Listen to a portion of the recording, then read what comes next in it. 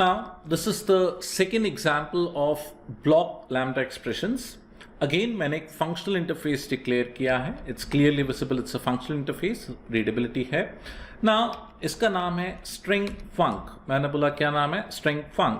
And नाम कुछ भी हो, really matter नहीं करता. Function का नाम भी कुछ भी हो सकता है. What really matters is what is coming in and what is going out. तो इस फंक्शन के अंदर स्ट्रिंग आ रही है और स्ट्रिंग जा रहा है. The argument is string, the return value is string. What is coming in the string and what is going out string. ना इन द मेन फंक्शन मैंने इसका रेफरेंस डिक्लेयर किया है. रेफरेंस का नाम क्या है? रिवर्स. तो स्ट्रिंग फंक रिवर्स मैंने इंटरफेस का रेफरेंस डिक्लेयर किया. ठीक है. नाउ इसको मैंने इक्वेट किया है ब्लॉक लैम्डा एक्सप्रेशन से. अब मुझे मालूम है ऑब्वियसली स्ट्रिंग फंक है. अगर प्रोग्राम सक्सेसफुली कंपाइल करना है तो इस ब्लॉक में स्ट्रिंग आर्ग्यूमेंट आएगा और स्ट्रिंग वैल्यू को रिटर्न करेंगे. स्ट्रिंग आर्ग्यूमेंट आएगा और स्ट्रिंग वैल्यू को रिटर्न करेंगे. तो क्या आर्ग्यूमेंट आ रहा है? स्ट्रिंग. कौन सा?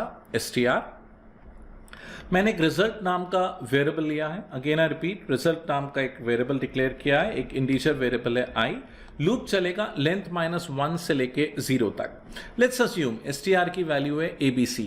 अब मुझे मालूम है abc की लेंथ कितनी है? 3. तो लूप चलेगा 2 से लेके 0 तक. 2 से लेके 0 तक. बेसिकली मैं एक एक कैरेक्टर को फेच कर रहा हूं abc में से. पहले मैं सेकेंड इंडेक्स के कैरेक्टर को फेच करूंगा, फिर फर्स्ट इंडेक्स के और फिर 0 इंडेक्स से. तो for the first time caret is going to return what? Is going to return the character at the second index. हमें मालूम है ABC में character at second index is C. तो it's going to return C. Followed by C, the second time loop will execute. It is going to return B and then what? A.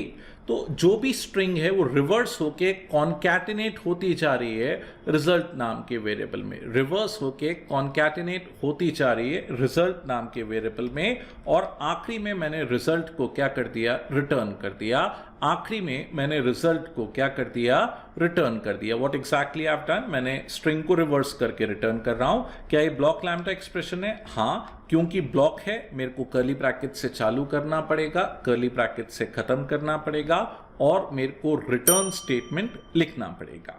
Now how will execute a lambda expression? है ना, कैसे बुलाएंगे हम? Reference का नाम dot function का नाम. Reference का नाम है रिवर्स, फंक्शन का नाम है फंक और मैंने आर्ग्यूमेंट क्या पास किया? लैम्डा. तो ये क्या करेगा? लैम्डा को रिवर्स करके रिटर्न करेगा. लैम्डा को रिवर्स करके रिटर्न करेगा. तो it's going to return ADBMAL, जो भी इसकी रिवर्स वैल्यू है. दूसरी बार मैंने फिर से फंक्शन को कॉल किया. इस बार मैंने पास किया है एक्सप्रेशन. तो ये क्या करेगा? एक्सप्रेशन को रिवर्स करके रिटर्न करेगा.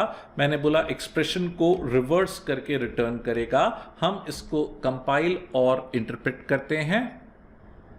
तो फर्स्ट टाइम इसने क्या किया? मैंने बोला फर्स्ट टाइम क्या किया प्रोग्राम में हमने, है ना, जब फर्स्ट टाइम हमने रिवर्स डॉट फंक लिखा लैम्डा, तो लैम्डा का रिवर्स होके आ गया. फिर रिवर्स डॉट फंक एक्सप्रेशन, तो एक्सप्रेशन का रिवर्स होके आ गया.